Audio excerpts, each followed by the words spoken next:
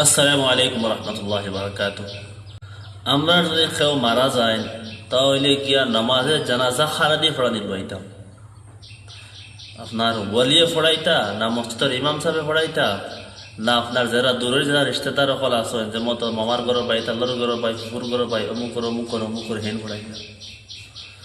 মাসআলা হয়েছে গিয়া আপনার নামাজের জানাজা সর্বপ্রথম ফড়াইবার হক বেশি হয়েছে গিয়া আপনার আজকাল আমরা এটা হাকিম কি অত কাজী উজিন এটা নাই।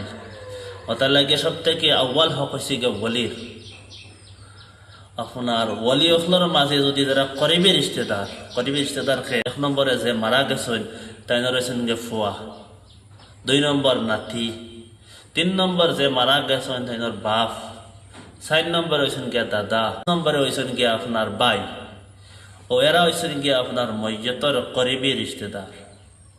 এরার মধ্যে যদি আপনার কোনো আলিমে দিন তখন মুত্তকি পরহেজগার মানুষ তখন নমাজি মানুষ তখন আর নমাজে জানাজা ফড়াইতে পারবা তাইলে তারা ফড়াইতা এক নম্বর হোক। 2 নম্বর এর মধ্যে কেউ মুস্তাহিক নাই, কেউ ফড়ানেওয়ালা নাই, ফড়াইতে পারত না, তখন মসজিদের ইমাম সাহেব ফড়াইতা।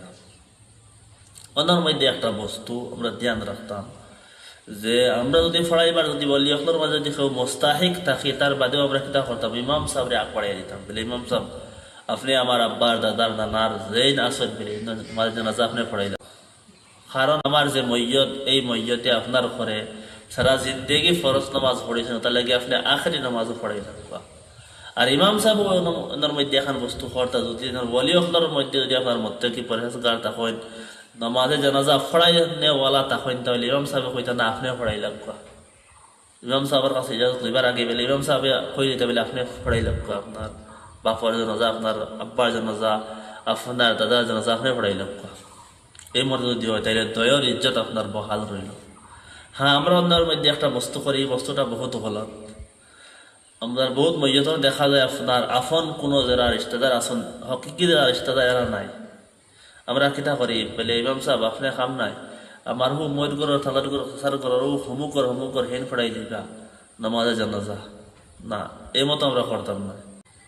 আমরা কিতা করতাম ইমাম সাহেবরে আগ বাড়াইতাম। এই সময়ের মধ্যে সব থেকে হক বেশি হয়েছে ইমাম সাহেব। এই মতো বস্তুর উপরে আমরা ধ্যান রাখতাম। দূরের হেরারে আপনার আগ বাড়িয়ে দিতাম না। মাসআলা বেশক আমরা সবে বুঝি লাইছি।